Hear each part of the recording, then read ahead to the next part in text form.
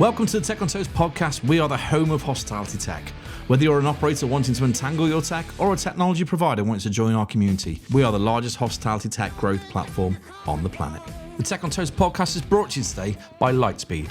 Lightspeed is the EPOS and payments platform that will help you scale your business at the speed of light. Trusted by over 170,000 businesses worldwide, including Big Mama, Mildred's, Mallow, and Cubit House. Lightspeed seamlessly connects to an ecosystem of integrated solutions such as OpenTable, Xero, Muse, and many more. Are you ready to take your hospitality business to the next level? With the Lightspeed unified platform, customers can shave seconds off each transaction and increase tips. Need a little support modernizing your tech stack? No problem. Want to scale your business? Get fast funding with Lightspeed Capital. No hidden fees or interest charges. Eligibility criteria and terms and fees apply. Get your demo today at www.lightspeedhq.co.uk/Tech on Toast. Now sit back and enjoy the show. Welcome to the next episode of Tech on Toast podcast. And this week I'm delighted to be rejoined by founder and head hawk of DataHawks, Victoria Searl. How are you, Victoria? I'm great. It's the first time I'm ever calling you Victoria for a start. I know. Am I in trouble? I don't know. Not yet. See what you say. How are you, Vic? I'm brilliant. I mean, life is busy. You look well. Do you know you're the second person to say that to me this week? Does that mean I just looked really crap before? Like, well, I was saying to you just off air, I haven't seen you for like 25 years, so yeah, I feel like it. But no, are things going well? Things are going amazingly. I mean, Jesus God, it's just coming from all directions, but in a good way, right? Well, I think you were episode like 4, 5, 6, maybe at the start of the Tech on Toast podcast, which is mental. Yeah. And you were just starting your angry journey on DataHawks at that point. Are you still angry? I'm still absolutely fuming, and even more so now I've hit menopause age. Couldn't yeah, we've be got the more aircon on full whack here. Thank you. Put it over. I was thinking this morning that I remember the last time we discussed, and I managed to get menopause and warm glass of piss into the same sentence. So good. I'm glad you've covered that straight away. Yeah, I just did it again. I feel like we've got nothing to talk about. And I will say, before we get into this, that actually you are the most talked about person on the Tech on Toast podcast, which is quite funny because every time we talk about data, I've got like Vic's Tourette's. So every time someone says to me data, I'm like, Vixel. It just comes out my mouth. So, and I think it must be working, right? It must be me driving your business. Is that all it is? 100%. There's going to be a fact check in the post for you soon. But to be honest, nobody has a clue who I am, but everybody knows what team marketing is. And that's what's really driven it. I mean, there's nearly 600 people in that WhatsApp group that I started as a bit of a lockdown rescue. We should explain that at the start because I think it is really where it all started, isn't it? Because explain why you started it. Yeah, do you know what? So I started the business right at the start of lockdown, and there was this particular morning I was just feeling a bit. I had like, you know what it's like when you start business. I had a solid positive morning working, and then all afternoon I just sat crying, going, "What have I done? Like, what have I done? I could be on furlough now. What have I done?" And I mentioned it because I'm a big believer in just sort of, saying things as they are. And I mentioned it on LinkedIn. A couple of people messaged me and just said, feeling the same way, really tearful, don't know what's going on. So I added them to WhatsApp and I was like, this would be really nice. And the next thing I know, I started getting messages going, can I be in your crying group? And I was like, if you like. And it built incredibly quickly. It went from sort of like two people to, 250 people. And then as lockdown sort of started to wind, I thought, this will just disband now. Like, we don't need it anymore. And if anything, it got bigger and better, and there's now nearly 600 people in it. But do you know what? I think that group has changed how we do hospitality marketing, because before that, if somebody said to you, how's your Father's Day bookings? Everybody would be all like, I'm not telling you, and it was all sort of secretive. I totally agree. And everybody's so collaborative, and they just share stuff. And it's weird because it's now out of your control, right? Oh, it's nothing to do with me. I just turn up and add people. Vic's like, here she is, bang. Yeah, honestly. Here's another 10, have that. It's amazing. I mean, it's an absolute beast, and it's nothing to do with me. I think people are building business out of Vic, genuinely. I think I don't do a lot of business in there because I'm wary of spamming it. So I stay away, share the occasional brunch. But there's a lot of guys in there in the marketing field who are basically driving their consultancies, driving whatever they're doing. I think it's amazing, and I think I encourage it. And I think you're right that people prior to the pandemic as well didn't really like to share, and it was all very much this is what we do, and we can't tell anyone else. Well, guess what? They're doing the same thing. So it's been powerful, right? And it's kind of built what DataHawks is, right? From the essence of it. It kind of has and it hasn't, because I rarely talk about DataHawks in there. Like, I can barely get a word in, Chris. Yeah. So I rarely do. But I suppose what it's done is it's put me in front of a lot of people that hadn't heard of me and therefore hadn't heard of DataHawks. So it's helped in that way. But do you know what? The amount of people that have got jobs through that the amount of people who've picked up business through that group. Yeah. And lots of people have said, you need to monetize it, you need to charge. And I'm like, no, because this is hospitality all over, isn't it? It's about relationships. It's about the power. We are of the weirdest community. industry ever. We don't charge anything. We don't. We just keep doing shit for free, you know. But yeah, to me, it's just the absolute. You know, it's the best of hospitality. It's collaborative. It's helpful. It's supportive. It's ace. It's ace. It's I even mute it, right? I even mute it just because there's so much going, because it's so busy. But I'll go in there and I've almost, it's quite embarrassing. I'll literally like do a catch up, like a week catch up, just to check I haven't missed anything. But my team at Sarah, my ops director's in there now, and she sent me last night. She goes, "Oh, Gordon Ramsay's filming for what's it called again? His show? I can't remember." Yeah, I know what you mean. I saw it come out last night, and she was like, "You should go on it. You should go on it." So I was like, "It's Friday night in London. It's not happening." No. But yeah, it's been interesting. Do you know what I love about it, or I think what tells me it's just really sort of part of people's lives now is that on Christmas Day people will post in it. I know. They could be doing anything and anywhere. I was reading it. And exactly. And I'm sitting there reading it. People are posting and people are reading. So that says to me that group, especially if you know what hospitality marketing is like. Sometimes you're the only person in a team and suddenly you've got a whole village, you know, and it's brilliant. So yeah, long may it continue. But and for the people that don't know DataHawks, especially people in the WhatsApp group, because they don't get to hear about it because you're too busy just adding people. Tell us what it does.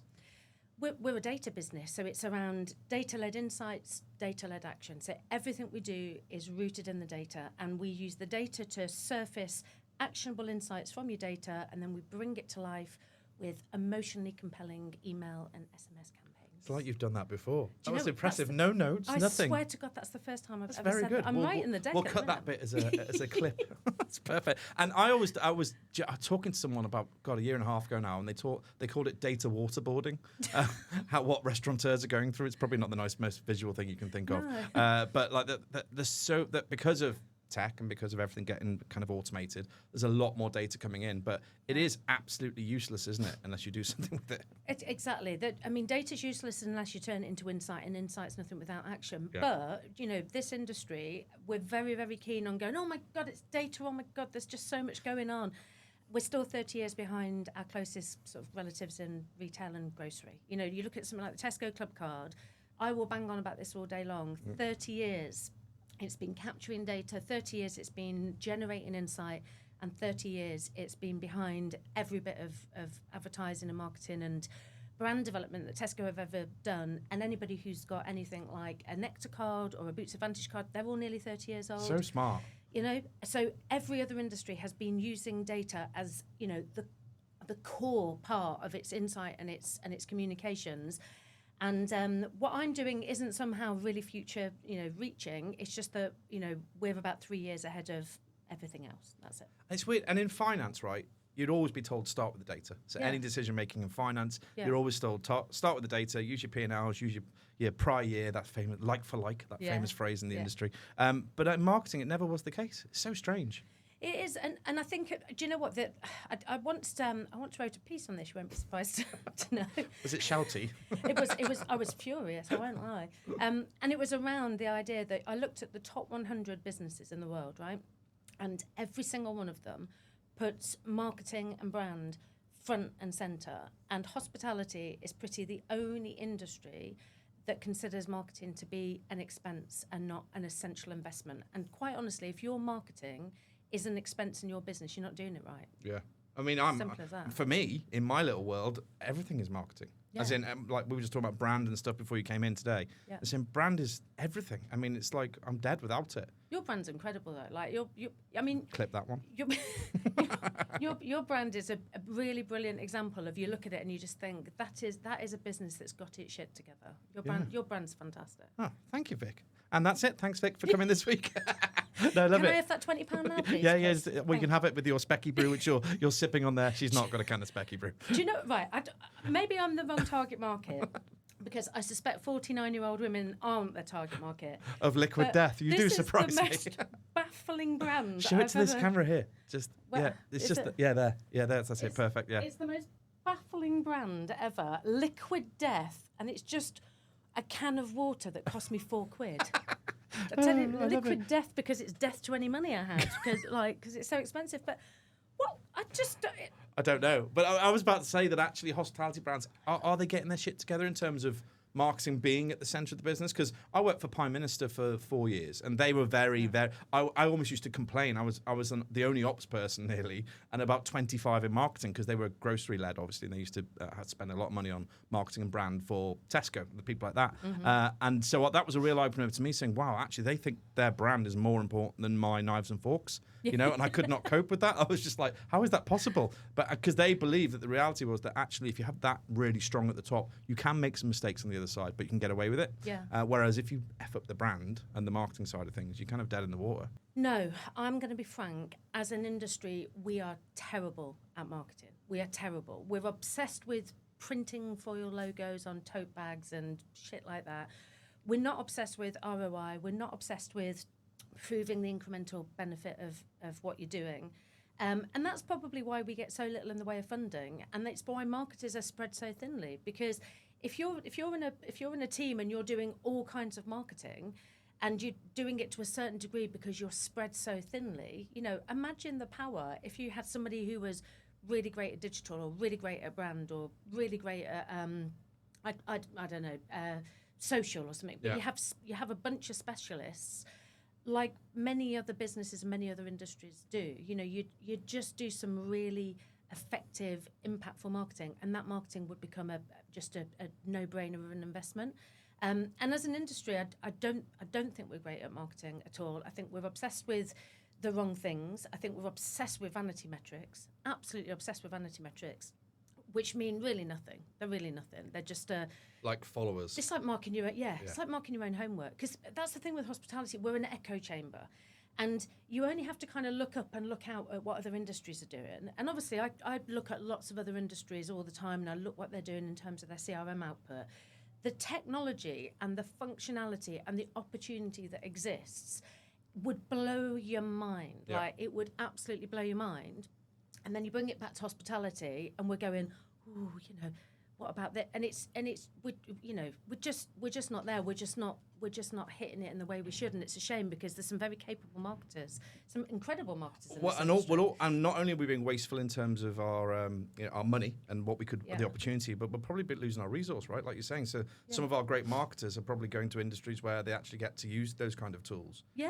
And prove their worth. Yeah, very possibly. And I think demonstrating revenue or incremental revenue through what you do, or for how you help hospitality brand. How easy is that to do? So literally, if I work with DataHawks tomorrow in Chris's calf, remember Chris's calf? Do you remember it? Pre-pandemic? No, we closed. We're back. If anyone listening, this is an example I used last time. I couldn't think of anything better. Yes, I remember it. It's now a QSR. We've now got kiosks and everything. We're doing really well. I love it. You're selling liquid death by the count. Liquid death by the count.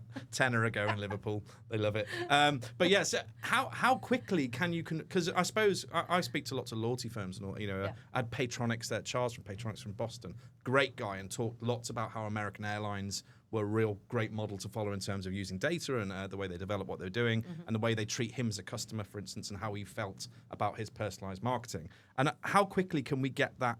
So if I pick you up tomorrow and employ Vic as you can work for me, just you, because you're the only one that can handle it. But how quickly can we see some return? You'll start seeing return really, really quickly. Do you know who said something really brilliant that stuck in my mind the other day? James Coldrew-Mobbs, right, from East Coast Concepts. So I was on a panel with him the other day. He said what baffles him is that if somebody did operationally what we do in marketing, you'd be over, right? He said people walk in the door and go, "Hello, I'm here," and imagine just going, "So?" And right?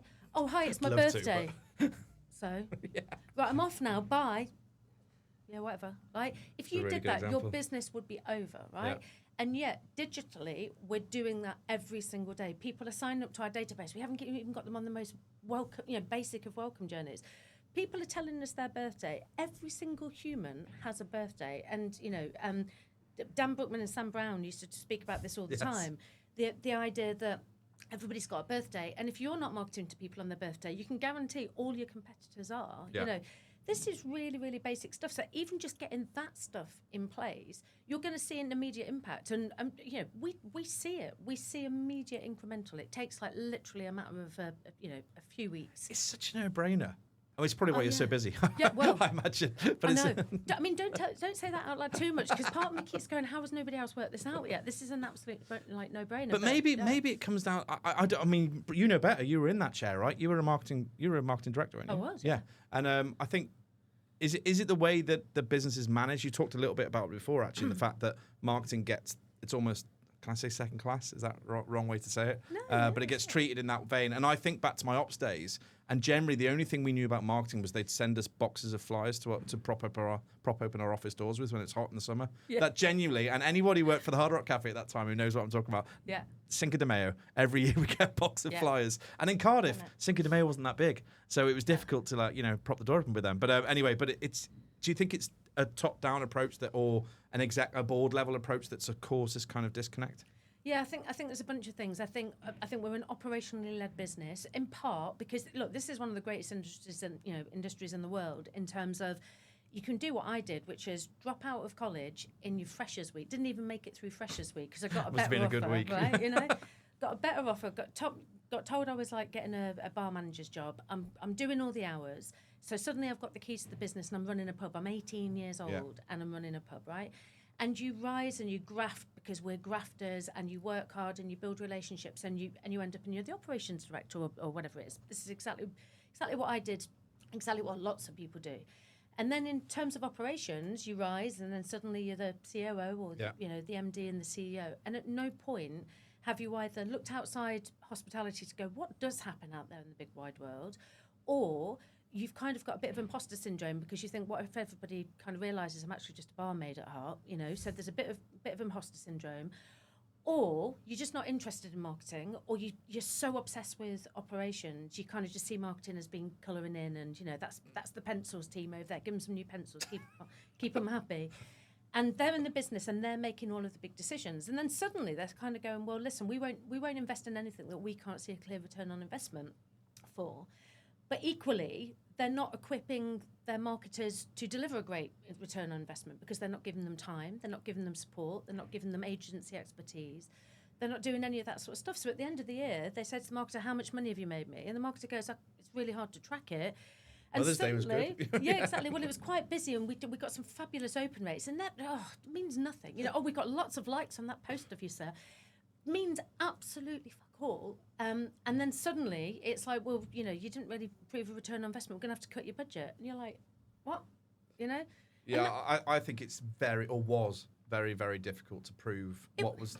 It was. I mean, it was much harder then to prove it than it is now. Oh, obviously, yeah, because we've got a ton of tech. Do you know what's really interesting about 6 weeks ago, do you remember Theme magazine? Yes. From back in the day, right? Please don't do that again, because that proves how old we are, but yeah. Well, it was something my dad gave me. Yeah, me too. But yeah. Big fan. Yeah, exactly, yeah. I happened across a pile of Theme magazines from 1995. So wow. I was 20. I was me too. properly in my ops career, right? And there was this amazing advert in it. And basically, you could phone this firm, and this firm would take a list of all your customers, find out their birthday by going on the electoral register. Oh my God. And then basically go around their house and post them an offer and say, come in. And it'd have a little code at the bottom. And you, as a They're bar now owner, called Facebook. Pretty much. But, you as a bar owner could look in and go, well, hang on a minute, we spent $1,000 with this outfit, but we've just got 100 of these flyers back, and 100 of these people all spent, £6.50 because it was the olden days. Yeah.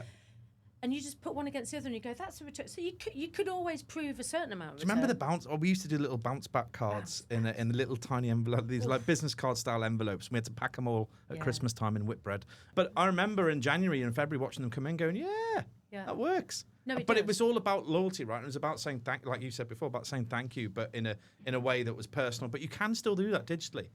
You can, and actually it's much better now. And I am going to give myself a little plug here. So one of the ways that we prove incrementality is we build control groups. So we challenged ourselves as a business to go, how do we get this past even the most stickler of a CEO in a business? Right? How do we get them to accept that what we've driven has been incremental, and therefore what you spend with us is an investment and not a cost, right? So we hit upon the idea of control groups. Well, like all scientific experiments, if you've got a bunch of people that are treated in one way and a bunch of people that are treated in the other, you've got a benchmark, right? So when we run a campaign, we will have a control group of people who didn't receive the campaign, and we just look at one against the other. So cool. And when we've done it with, I won't say the brands out loud because I haven't asked them previously, but we've worked in brands where we've started maybe with 10 sites out of their 50, and they've said, right, prove the benefit. So we've had a control group that are getting no emails whatsoever. We've got a second control group who are getting just the brand's emails, and then a third group who are getting the brand's emails and our emails, right? Or just our emails. And you look at the conversion rate, and by conversion rate, I'm looking at a booking, something that puts them back in the business. Don't give a shit about stuff like that. I give a shit about, have you put some money in my till? Like that's what I'm looking for. And so you look at that and you go, the people that didn't get an email, they converted at 1%. The people that got the brand's emails, they converted about 3%. People that get our emails convert at about 8%. And this is like typical numbers. And that solves the problem of going, yeah, but it was a really hot day, wasn't it? So people came out anyway. Well, it doesn't matter because your control group didn't behave any differently. Yeah, the same people had the same weather in the same geography didn't come in. Exactly. So that's been a game changer for us. And I think that, there are lots of people sending emails out and emails big But that's business, a smart, but, obviously you're smart. And it's a you smart. sound surprised. Well, occasionally. I get it all the time. I was with a group of really brilliant marketers a few months ago, and one of the questions was, how do you get into the boardroom? Because marketing's the last function. You can. I wrote a piece about this as well, Chris. Where do we find all these? On the DataHawks website? We are datahawks.com. Yeah. You will find them. I wrote a piece about when you start up a business, you get an ops person in, you get a people person in, you get a finance person in, and then at some point you get a marketing person in, and then you get a person in who you're going to just tell them how they should do the job, and then you're going to blame them for everything that goes wrong and the fact that marketing's shit, and then you're going to sack them again and go through this cycle. I'm only laughing because I've seen it, but you'll go through the same cycle until we're all dead, sort of thing. So I was kind of sort of saying, how do you get in the boardroom? Tell me what the metrics are that your leaders are asking for. And without a fail, every single one of them said the size of the database. And I'm just like, but they must want to know about, how it's converting. They don't give a shit. Who's in it? They don't care. They just want to know how big the database is, because that's something that you can, whack around and kind of wave around in when you're chatting over, with your mates. But that's the stuff that comes out. But you've got to start with what are your objectives, okay? So one of your objectives might be, this is a brand piece. This is a brand thing. This is an awareness thing. This is an education piece. Absolutely brilliant. What are the metrics attached to that? If this is a growth piece, if this is about driving frequency or driving spend, then how do you prove success? Who should you be talking to about what to compel them to take action? Can we budget it? Imagine the power of that, being able to budget marketing campaigns. Well, you can, because it becomes really predictable. That revenue, that incremental revenue, becomes so predictable. We love sending reports out every month. Bet you do. It's like, because imagine dropping DataHawks and you've got your like for like, right? And you're looking at last year when you're working with DataHawks, and you look at this year, you're like, oh, we got a bit of a hole. Oh, do you know what? 100%, and it's why we've got 99% I'm touching wood here, client retention for this year. Doing it for you as well. 99% client retention for this year, because it's predictable. And I got sent an email from a CEO about 6 months ago, and it said, Jesus God, this works, and we can see it in our sales, because you can. We can see that the people that aren't getting the emails aren't behaving in the same way. That's going on the website. It's incremental. Yeah, I know. Exactly. And one of the reasons you came to see me today, apart from the fact you love me and you miss me, is the fact that you have a new performance model. Is that how am I saying the right words? Yeah. Tell everyone all about it. Especially Glenda's listening and she wants to know. Well, Glenda will be very proud. Glenda looks after Vic's marketing, by the way, if you're wondering who she is. Glenda's basically my counsellor, coach, and emotional support human, and does marketing in the times that she has available. Because basically my relationship with Glenda is, we have a meeting every Wednesday morning, and I just sit and cry for about an hour. Brilliant. and then she tells me it's all going to be okay, and we crack on. So would you mind checking this, Vic, while you're here? Exactly. You couldn't just sign this off while you're here. But I mean, massive love to Glenda. So it occurred to me, right, because I'm nothing if not innovative, Chris. Yes. It occurred to me that we really understand the concept of paid and organic when it comes to social, right? So by organic, for your listeners who don't know, I'm talking about the stuff that, if you're in Brewdog now and you've got the keys to their social media platforms, there's nothing to stop you posting a picture or go out to your entire audience of, I don't know, look what's going on in our booth. Vic Searl is in the podcast studio. Something like Join that. us now. Yeah, low number of likes because no one will care. But One that repost. goes out to everybody. But they will have an agency that's doing really super targeted social that's designed to convert. It's all based on, what are the objectives, what are the completed sort of like bookings, and it will be really, really super sort of targeted going on in the background. Same thing for search. You can build your own sort of SEO into your website. You can mess around with your Google My Business, all of that sort of stuff. I'm not sure even if that stuff still exists. It moves so fast. But you've probably got a search agency who's doing all your pay-per-clicks, and it's all highly targeted, really driven, like tiny audiences, and it's designed to convert, right? But that doesn't exist for email. And as an industry, everybody can do an email, can't they? How hard can it be, right? It's easy, Vic. Just piss easy, right? So what I decided to do was split it out and go, okay, you've got organic email, goes to your whole base, it's brand stuff, it's exciting, it's lovely, it's, everybody enjoys reading it, not necessarily designed to drive a specific action. But we've also got this new performance way of marketing that is really super targeted. So if there are 73 people in your database that drink red wine, eat pies, and haven't been in 32 days, and usually come in every 30 days, it's me. They're going call Chris. They are going to receive an email from us, and it will be so super targeted. It will convert at a much higher rate than all of the brand stuff. And exactly like performance marketing, we charge a very low sort of like monthly rate, but we'll take a percentage of the incremental that we drive for you. So it makes it so easy to jump on board with it, because you haven't got that barrier of going, listen, that DataHawks woman's everywhere, but I don't know whether I want to give you a few grand a month to manage my emails. That we've both got skin in the game. I don't make any money unless you make any money as a brand. I love that. Really, really targeted, really accessible, really egalitarian. Everybody can do it. But make no mistake, you will be writing me a nice big check, because we make a ton of incremental revenue. So we're so confident that we can do it now. We've been doing this for 2 years sort of solidly. We're so confident we can do it. And we've got this way of proving incremental benefit that gets past the toughest of CFOs, that we're just like, let's do it. Let's put our money where our mouth is. You're also taking the decision-making process out of it in a way, because it's so low cost to entry. And then obviously the risk for them is that they do well. Yeah, exactly. What a shit risk to have. Oh, I'm having to pay DataHawks loads of money as a percentage of all the extra money. Yeah, because you've just made a load of money, Exactly, and that's the thing. You're not even paying up front. You're paying after the event, because we're going to send you a bill for what we've just made you. And it's a different way of running an agency, because, when you're running an agency, it's like you sign a retainer for 12 months, and what we all do is we sit down and we go, right, let's have a nice meeting, and we'll all eat our biscuits together on a call and have a chat, and you're like... And me and my hawks are just like, want to make them money. Like they're desperate to kind of get going. And instead it's like takes 3 or 6 months to build that momentum. This way we're going to go, make no mistake, we're not making money unless you're making money. So we are going to be like, we're on it. We're hitting it. We're going to be sending emails out. And exactly like that paid and organic stuff, it's not going to stop anybody in your brand sending out whole base emails and beautiful bits of brand stuff, but we've turned your database into a performance channel. Yeah, you're the money makers, right? Exactly. We basically created a new category of marketing. Well, they talk about restaurant businesses being omni-channel now. That actually fits into another revenue stream, right? Yeah. So, you have your delivery, you have, I can't think of it now, takeaway, drive-through, Vic. Yeah. No, but it's true though, isn't it? Because what you've done is you've taken something that was just a function, which was an important function and people were doing, but let's be honest, potentially a tick box exercise to say we've sent the email boss, it's gone out. Oh. We've had 45%. Our open rate's gone up from 9% to 10%. Yeah. Look, killing it.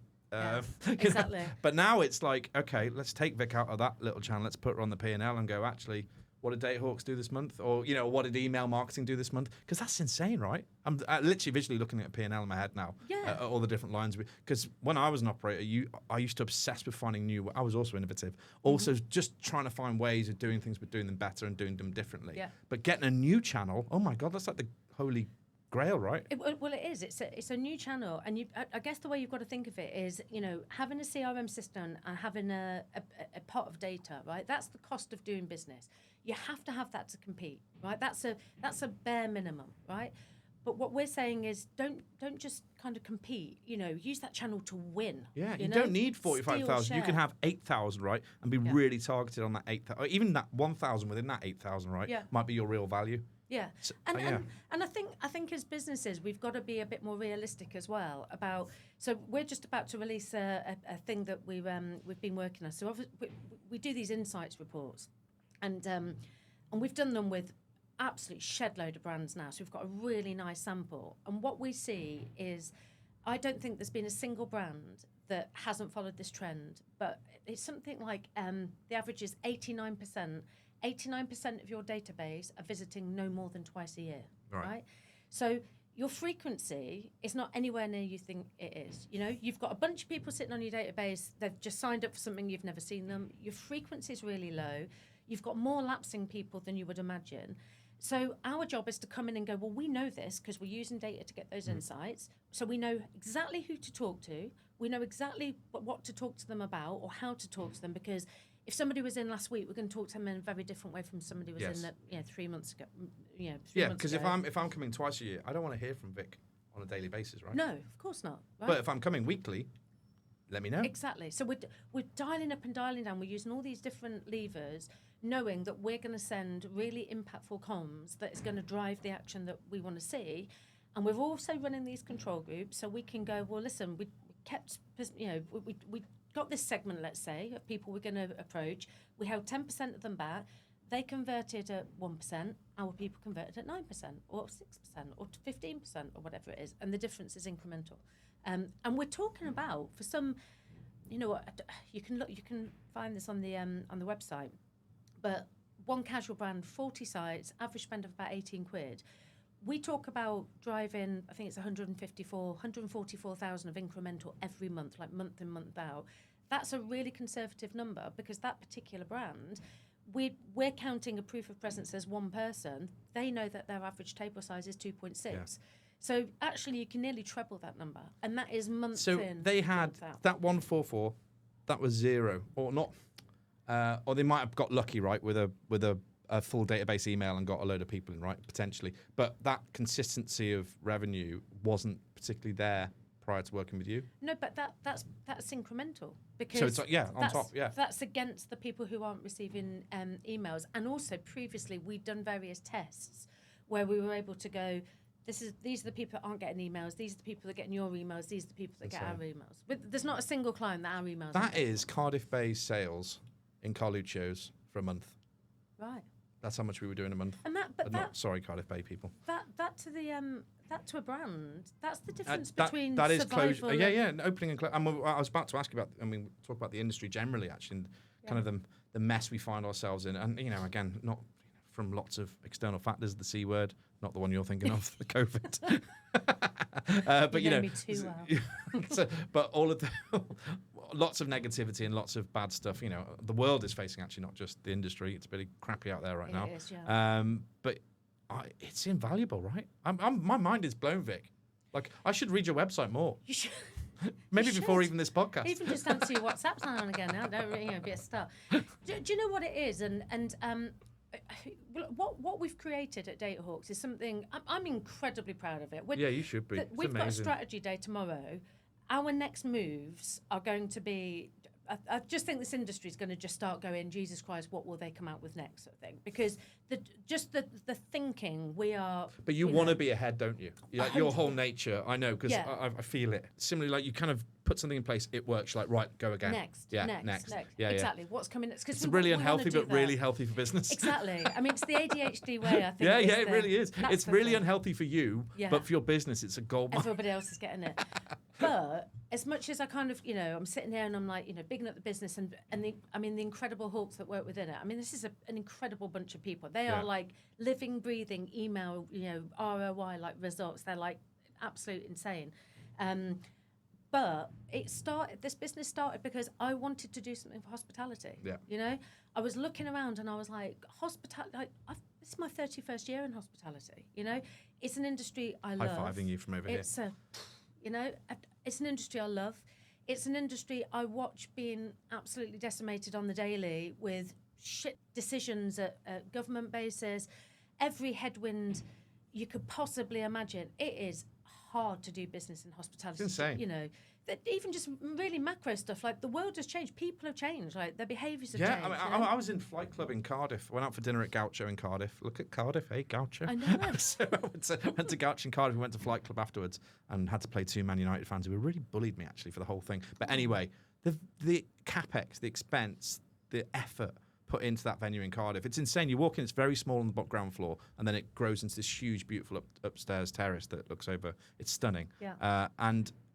You think my friends who are with me who don't know the industry, don't only eat in it, said this place must have cost a fortune to build. I was like, well, they got loads of them. I said, this is like, and they're amazing. But there was 30 people in there, maybe. It's a Cardiff on a Tuesday night or whatever. But it was, So you know, hard. but it just like so annoying. And sometimes you think, are we spreading ourselves too thin, or is the experiential side of what we're doing now, is that going to be, well, look where we are today with a slide next to us and a bowling alley the other side.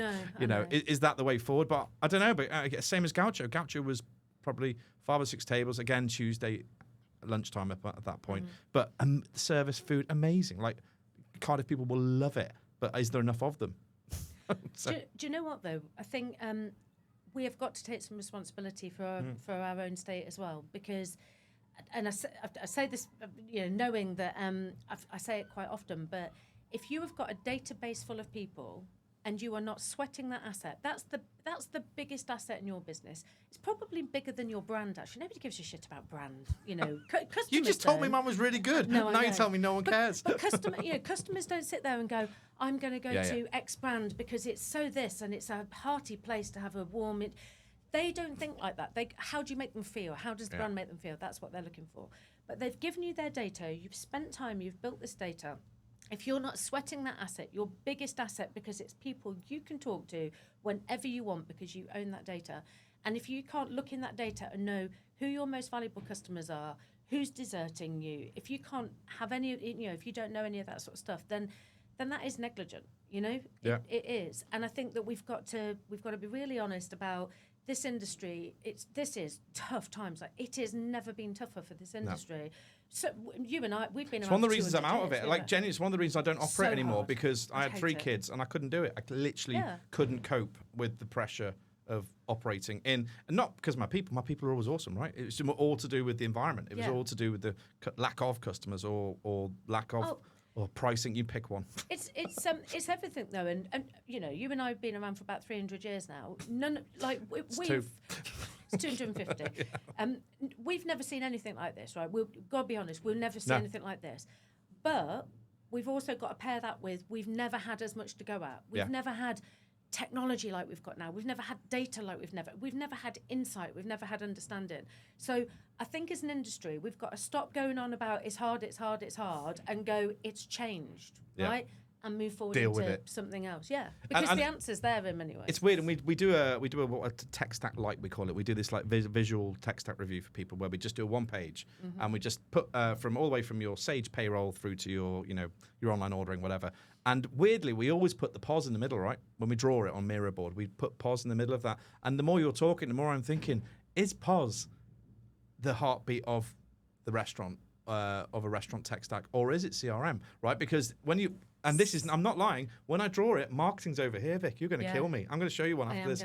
Yeah, so marketing is almost like an offshoot to the right. Yeah. And I'm thinking, oh, my guys were listening to go, why'd you do that? CRM is the center, right? CRM has to sit at the center because it's the closest you can get to your customers, right? In the same way is, I can't go around here now and speak to every single person in this business and go, how often do you visit? What do you buy? Why do you visit? Who'd you come with? When were you last here? What drink did you buy? How much do you spend? You can't go and do that. So you have to look to your data that tells you the answers to that. Your CRM is as close to your customer as you are ever going to get. It tells you what they're buying. It tells you how they're behaving. It tells you their frequency. It tells you their spend. If you're collecting the right data, it will tell you the mindset and motivation behind that visit. So that sits at the center, all of the other parts feeding in to that CRM, and then we've got a slide in our deck. If you think of your CRM as being like a really sophisticated machine, and it's capable of doing really incredible stuff and producing really incredible stuff, but its output is only as good as its input. Yeah. And it needs fuel, it needs data, it needs insight, it needs opted-in data, it needs behavioural data, it needs demographic data, it needs psychographic data, it needs fuel, and it needs materials, right? It needs different copy and different creative and different rewards and different calls to action and different subject lines. And it needs an objective. Like, you can't just switch on a machine and it just starts, pumping stuff out. You've got to tell it what it's making, what's it designed to make. Is it a brand piece? Is it one more visit? Is it bring you back from the brink of lapse? Whatever it is. Is it a birthday thing? And, like all good machines, even the one that makes the Viennetta, because that's the best machine I've ever seen in my life. I could watch that for hours. Why do you talk about that? How do I know about that? Probably because I talk about it a lot. Like, I've seen it on. It was on Inside the Factory, my favourite show. It just was our last podcast. Yeah. I'm just going to take the last one and just just release it. But even that wavy Viennetta machine, it's amazing. That does all that. There is still somebody standing there in a white coat and a hairnet, twiddling stuff. Yeah. They're making sure that the fuel's right. It's making sure the materials are right, making sure the objectives are on track, the quality's good, and they're doing all that. And that's your CRM, and it needs to sit. And I think on that note, factory processes actually is something I think the industry never. You look at QSR, and QSR seems to be the ones that are actually coming out of the mess at the moment. Better, well, there seems to be more of them, right? Which shows people put more money in those areas, and because they are quite factory process driven and they are very efficient, and there's not a lot of waste anywhere. Yeah. And when we used to make pies at Pie Minister, 160,000 pies a week, there used to be a little man at the end of the pie line that used to capture the waste paste. Almost waste pastry. Thank you. That's in the edit. There used to be a guy at the end of the line. He used to catch the waste pastry, and then they turn that into another product. It was insane, right? But those processes, I think, we really lack. We're quite slack. We're like a slightly middle-aged, overweight. We're flabby. Yeah, we're really flabby. Honestly, we're so flabby. Because we're quite reactive, aren't we? We are. Yeah. And your database is a perfect example of this. At a CRM, you spend a decent chunk of money on getting your CRM. You spend all your time trying to get people to sign up to it, and then you sit there and you go, I'm just going to send you an email once a fortnight, and it'll be a load of stuff I want to tell you that you're not probably interested in either way, but I'm going to tell you that this is what you should be doing. It's just so wasteful. Do you know what? It comes down to that expertise, right? So if you're going to manage it in-house, you're going to get to a certain level because you're pulled in 67 different directions, right? I know when I was a marketing director, I had the CEO on one shoulder shouting about something, God knows what, didn't listen to him anyway. Had the ops director on the other shoulder kind of, I need posters for my toilet doors, I need table talkers, Vic.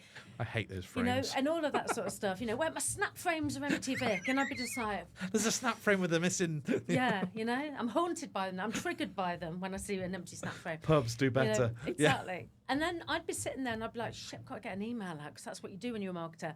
And I would literally log into my CRM and I'd think, not today, Vic. Not today. Send. And and at best, I'd just get one out to the whole base that says something like, big picture of a baby or a dog. Here, it's great. Oh, the menu. Send. God, thank Christ that's done. And even if you're really great at this, you can only get into it so deep. Well, what you do is you're supposed to bring in an expert who can do it, who knows the tricks, who's spent years learning it, who knows best practice, has done a bunch of testing. But there's no point bringing in a expert if you're then going to go, what I want you to do is, because that's just... There's a really funny meme. With a really funny meme my designer sent me, and it's a girl rolling pastry, and it says above her head, designer. And then it's got client next to her, and she keeps pointing, saying, no. And then the designer just passes the board to the lady, and she accidentally flips the chopping board, and all the flour goes in her face, and the designer just goes and just drags it back to herself again. It's just so true, right? We can't let it go. Because we're general manager is the worst term we've ever given anyone in this business, because that's what we are. Yeah. We are in charge of everything but nothing. And we're quite, most of us are the best ones, are quite good at like a level of a 7 out of 10 on most levels, but you need the 10s, right? Yeah. And I think I'll have to be quick because I know we'll run out of time. But with hotels, they have a line on their budget, I found out, for consultants. Right. So they actually budget for consultants. For expertise, right? For people to come in who really, especially on technology, that's why I found out about it. And But with restaurants and working with consultants or agencies or whatever term you want to use, I know that when we were back in the day, when I was back in, we were very resistant of that because they weren't our people. How would they know our brand? Yeah. Would they break us? What, all this back? How can we pay them money? We've got to pay for this KP for 60 hours a week for standing there cleaning 4 plates. So rather than the chef doing it while he's picking his nose around the corner. So it's just mad. And do you think that's changing? As in, are you? You're proving yourself, which I presume is making it change. Yeah, I think we're kind of changing it from within. But it's really interesting when you use that example, because the kind of thing that we say all the time in the business is, brand, we know this channel, right? So you're going to tell us everything you know about your brand. You're going to tell us what's important to you. You're going to tell us what you want to talk about. You're going to give us your overarching calendar because you know brand. But we know this channel, and we're going to take your brand and your comms and everything that's important to you and everything you want to say, and we are going to translate that into a way that's going to hit the people and resonate in a way that's going to compel them to take action and go, I am booking a table there, I am going to go down there tonight, or whatever it is. So I think we've got to move past this idea of when an agency comes in, whoever it is, we're going to tell them what we want from them, and then we're going to get really annoyed when they challenge us, and then we're going to say they're or they don't challenge and end up exactly because the churning. agency can't win, and then then it'll all just go to like a complete mess, and then it's like, it's a shit agency, let's just get a new agency, and the cycle starts again. Why don't we start going, listen, we know our brand, but you know the channel, and when we put that together, we're going to help you achieve some incredible stuff with this, but you've got to let us work because we are experts at it, we're proven, we do this day in, day out. You as a brand manager, you maybe send like 2 emails a month, 3 emails a month, right? Our Hawks are sending millions and millions of emails every week. They're definitely better than me. Emails. So I think they're a bit better than you, Chris. I think my son is better than me at MailChimp. I can't. It's the one thing. Does he need a job? Because I'm hiring right now. Do you know what? He's working at Next at the moment. He's recovering clothes, he calls it. He folds clothes. But no, he's doing his A-levels on his way to sports science. Well, if the sports doesn't work out. Yeah, he's manager of Liverpool by 25, he said. So on that note, that's his aim. Yeah, everyone needs a goal. You never know. 25's good on him. Short time. We need him at Newcastle. Tell him to pop over. Oh, he'd obsessed with football. But so you are hiring, which we should talk about very quickly. So who are you looking for? We need account managers and senior account managers. So business is booming, as you would expect. We've got an absolutely fantastic bunch of Hawks who are making a ton of incremental money for their clients. So we're looking for people to manage end-to-end accounts. So they've got to be able to take the insights from the data. We've got an insights team, so they don't have to do too much in the way of data analysis or interrogation themselves. And then they're going to take that and they're going to align that with their clients' overarching calendar and objectives, and they're going to turn that into really beautiful communications, highly targeted, emotionally compelling, persuasive copy. They're going to write the emails, they're going to build the emails, and then once a month they're going to send a beautiful email that details how much cash we've made for that client, and then we're all going to pat each other on the back and go, Love that. Aren't we great? And I saw in the WhatsApp group, there's a really nice benefit that you provide. I don't know if you probably didn't want to talk about, but I'm going to make you. But I thought it was really cool what you were talking about, the fact that you. I'm not going to say counselling. It's not that, is it? It's a coach. It's a coach. Yeah. Yeah. So Maisie. Shout out to Maisie. She's also one of my emotional support humans. Maisie helps me remember who I am when I forget, right? So those people are important. Hugely important. When I'm sitting there going, I can't do this, and the imposter syndrome has struck, I just think I can't I've get met past Maisie. Yes, we were going to do. Yes, you have. You had a call with her. Yeah. Anyway, sorry. Absolutely wonderful. And I go to Maisie, and she slaps me around the face a few times and goes, "Yes, you can. Go back out and do it." And I do. And she's been a huge part of DataHawks. And one of the many benefits of working at DataHawks is I really believe that, there's a close connection with what goes on personally, with what goes on professionally. For sure. And things can press buttons and people have confidence barriers to get over and people want to grow, but sometimes it's not as easy as just going, well, then just grow. And so every month the team get a session with Maisie that, obviously I pay for it. I make them pay for it themselves.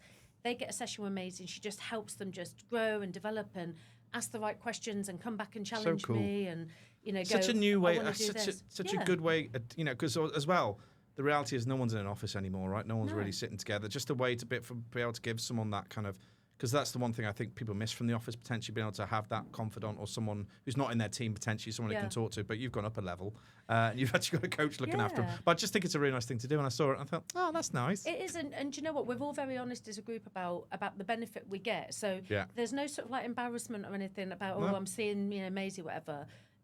I'm the first person to go, I can't get past this thing. I don't know how to deal with that. I'm going to take myself off and have an hour with Maisie. And I come back and I'm like, I've solved. 0898 Maisie. Exactly. Yeah, I've got her on speed For the dial. kids, that's an old dialing tone. Yeah, quite a pricey one, as I recall. Yeah. Why was 999 that way on the dial-a phone? I don't know. You're dying, and it takes ages for the 9 to come back. I know the person's nearly dead by the time we got to the second 9. But anyway, yeah, it's one for the kids. Maisie's there. Maisie's there, and she does an incredible job, and she's helping us all grow, and she's helping us all sort of push past stuff, and you know what? I think it's just very indicative of the culture we have at DataHawks, because I've worked in some toxic places. Like, I will have no problem saying this out loud on a podcast. I've heard you say this before. I have worked in some fucking toxic places for some fucking toxic people, right? And I will never put my team through that. I will never. I think that's the way we learn in life, right? That you kind of go through phases where you learn not what to do. I had a particular boss at one point who actually really respected, because of, I'm not going to say even her gender. Really respected. I really respected her as a professional, actually, but the way she dealt with some people was tough, right? And it was hard to watch. But you learn very quickly what not to do and what to do as you grow up a bit. If anyone wants to apply to you to work for you and not me, because I'm talking about weird things, how do they get hold of you, or where do they apply? Find me on LinkedIn and drop me a note. We've got the guys at 68 People. Are doing a bunch of recruitment for us, and they're brilliant. They found us some absolutely fantastic hawks. But message them or message me on LinkedIn, and I'll send you a spec. We're looking for account managers and senior account managers. Loads of benefits. We've got a share scheme. We've got all sorts of great stuff going on. But I might apply. I mean, I might. Yeah, it sounds brilliant. Yeah, being a founder sucks. Yeah, it's really shit. So I might apply to be a hawk, But yeah, come join us, because the business is just going to go from strength to strength. We're growing at pace. We're doing such exciting things, and I think it's amazing, right? And we met Vic probably, before the pandemic, actually, but it was just starting to get to know you then, and it was just you. I remember you sitting in your kitchen on a stool on a Zoom call with us, talking about DataHawks and what you were going to do. I don't even think it was called DataHawks at that point. I think it was just, I'm going to do something. Data Pigeons, I think. Data Pigeons. I think it's ace. So yeah, go and check out the websites. wearedatahawks.com. And you can find Vic coming out on the airwaves on Spotify. Where else? We're going to release you on YouTube, Spotify, Apple. You'll be on all the channels. Well, she told me that at the start. You got your specky brew. You'll be fine. I could have got a sponsorship deal with you. Yeah, don't worry. Well, look, you're already sponsored my podcast anyway by the sound of it, because that's all everyone talks about. But really great to hear from you. I think the new performance model sounds amazing, and obviously that the fact that my most favourite thing today is finding out that basically you've built a new channel on a restaurant P&L, which is insane. So kudos to you. That hasn't happened in 200 years. So well done, and we shall see you soon. Thank you, sir. It's always a pleasure to come and speak to you. My pleasure is all mine. You said nice things about the brand. You can come on as much as you want. See you in the WhatsApp group. Message me. See you later. Bye. Bye.